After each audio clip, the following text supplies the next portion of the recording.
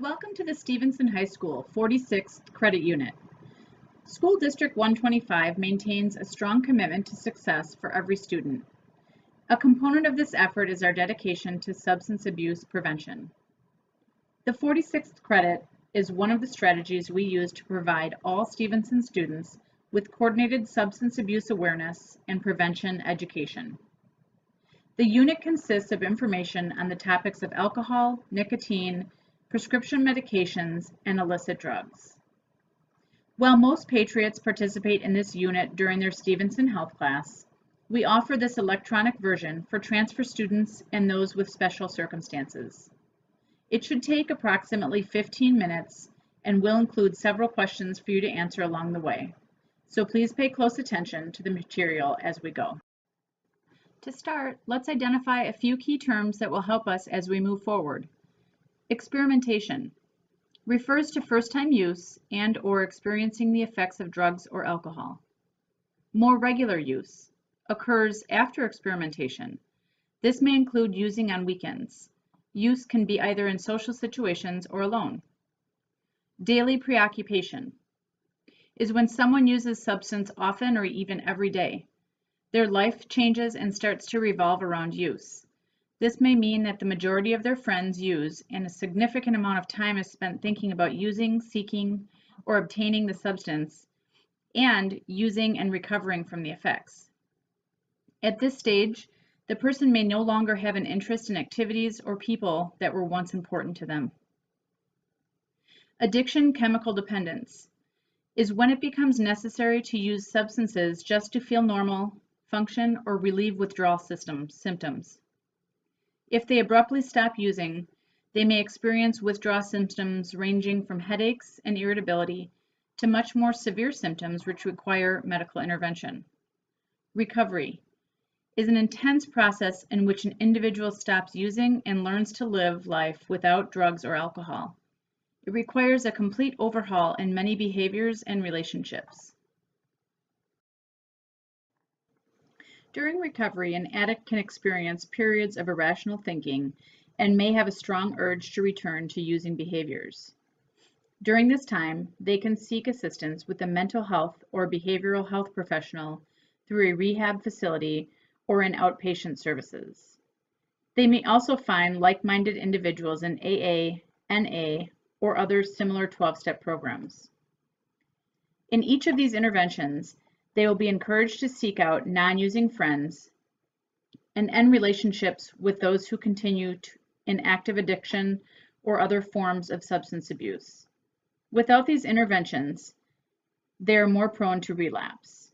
Relapse is when someone working on recovery returns to substance abuse or the associated behaviors. There are several categories of substances: hallucinogens, opioids, stimulants, depressants, inhalants, and cannabis. They include both plant-based and synthetic substances. No one is better for you than another. All drugs can have a negative impact on your physical, social, and mental emotional health. Our serotonin and dopamine levels affect our health and behavior. When someone uses drugs, these chemicals initially increase. This reinforces the desire to use again. However, over time, the chemicals begin to deplete, and the result is that they are at lower levels than normal. In some cases, even after someone stops using substances, they do not regain normal levels of either chemical in their brain.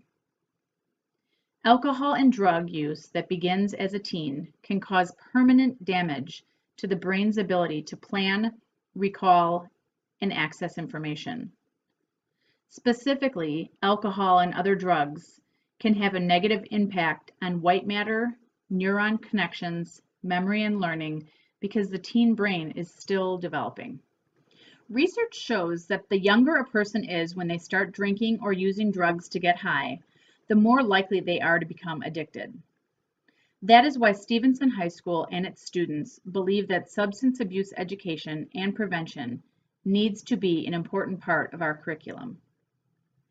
Not everyone will react the same way while under the influence of the same drug because of several factors including environment, person's mood or mental health, physical health, expectations, dosage, and potency. The additional factor with illegal drugs is that they are not monitored for chemistry and dose. There is no way to ensure that you are even getting what is asked for. It could potentially include or be laced with many other substances. Also, when two drugs are mixed, whether they are prescribed, illegal, or over the counter, the outcome can be harmful or possibly even deadly because of the synergistic effect. This means that the combined effect of one or more drug is greater than the effect of each individual drug.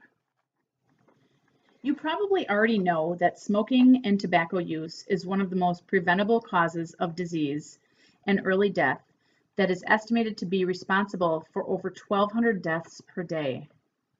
Did you also know that marijuana contains 50 to 70% more cancer-causing agents than tobacco products?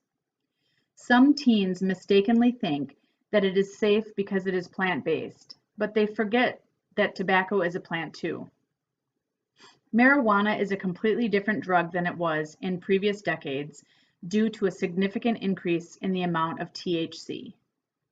Marijuana can also have a negative and irreversible impact on the brain.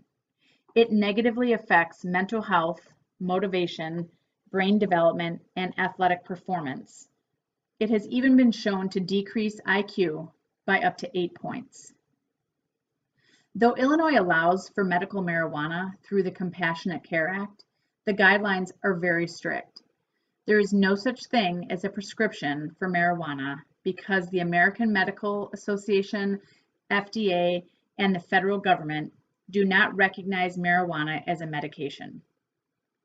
Individuals approved for medical marijuana due to the specific, significant, and debilitating medical conditions are known as certified cardholders. Certified cardholders may not drive under the influence or use in public places. They may only purchase a specified amount from a state-regulated dispensary. If students are prescribed a medication by your doctor or need over-the-counter medications during the school day, we are required to bring them to the East or West nurse's office before the school day starts. You can return there to take them as necessary throughout the day. Outside the nurse's office, possession of prescription or over-the-counter medications are considered prohibited substances and may result in school consequences, including suspension. Taking someone else's prescription drug is not only illegal, but is also extremely dangerous because the potency of the drug is based on a person's weight, severity of their illness, and other factors. If you believe you have a condition that requires medication, talk to your pediatrician who can help make that determination. No one should ever take medication that is not prescribed to them specifically. Research has also shown that the abuse of prescription painkillers are often a gateway to heroin because painkillers are harder to get and very expensive. Heroin can be cheaper and more readily available in nearby areas. It becomes an alternative for someone who is struggling with addiction. Both prescription painkillers and heroin are extremely dangerous and can both lead to physical dependence. Other than the physical, social, and mental emotional consequences already mentioned, there are disciplinary consequences as well. Stevenson has very clear rules regarding substance use. If a student is caught under the influence or in possession of a prohibited substance at school, their belongings, locker, and car can all be searched. A first offense includes a mandatory suspension that can be reduced by participating in an approved drug treatment program. Subsequent offenses or distribution or sale could result in much more severe consequences, including expulsion. All offenses involving possession may also include police involvement. For anyone who participates in SHS athletics or clubs, there are additional rules and consequences. This is referred to as the Co-Curricular Code of Conduct and is available online. For example, any member of a competitive club or team who is found in possession of a substance will receive the school consequences plus a suspension from their sport or club for 20 to 100% of the activity, and loss of a leadership position if applicable. However, students who voluntarily self-report their first alcohol or drug violation to the athletic, student activities, or fine arts directors may have their consequences reduced depending on the nature and severity of the situation. Jenny decides to throw a party at her home to celebrate her 17th birthday. Her parents allow it because she promises that there will be no alcohol or drugs. One of her friends decides to sneak alcohol and marijuana into the party and shares it with others. Here are a couple of scenarios that could happen. Scenario 1. Jenny's friend Megan is so intoxicated that she is throwing up and can barely stand. Jenny takes her to her room, puts her in a cold shower, gives her coffee, and then puts her in bed to sleep it off. What should Jenny have done? Check for consciousness, call 911, and care for Megan until help arrives. It is a myth that cold showers, coffee, or sleeping it off will help, and in fact, it may cause more harm. Scenario 2. On the way home, one of Jenny's friends who chose to drink and smoke gets into an accident that results in great bodily harm to others. Did you know that the driver of the car could face possible imprisonment for up to 12 years and a fine of $25,000? Did you also know that because of social host laws, Jenny's parents could be sued and serve jail time? The Stevenson community expects and encourages socialization with friends, but that does not require the use of alcohol or other drugs. The majority of Stevenson students do not use substances regularly, so it should feel comfortable for you to be sober as well. We know that you are at your best when you are not using. There is no reason to add drugs or alcohol to your already amazing self. We want you to make a decision to be confident and proud of who you are already. No one ever thinks they will become addicted. However, if you decide to experiment, you are already on that path. To prevent experimentation, you can talk openly with your family about their expectations regarding drugs and alcohol, and select friends who share your views on non-use. It is also good to have a couple of refusal skills or strategies ready. You can simply say, "No thanks," or "I'm good." Most Stevenson students will not judge you negatively for choosing not to use. The vast majority of us make that decision already. Just look at how many of us there are as members of Catalyst, our drug prevention club. If you have an interest in joining Catalyst or a concern related to substance abuse and yourself, another student, or a family member, stop by or email Dr. Cortese in Gold Student Services. She will be happy to help. Thanks for taking the time to participate in the 46th credit. You should be notified of your results shortly.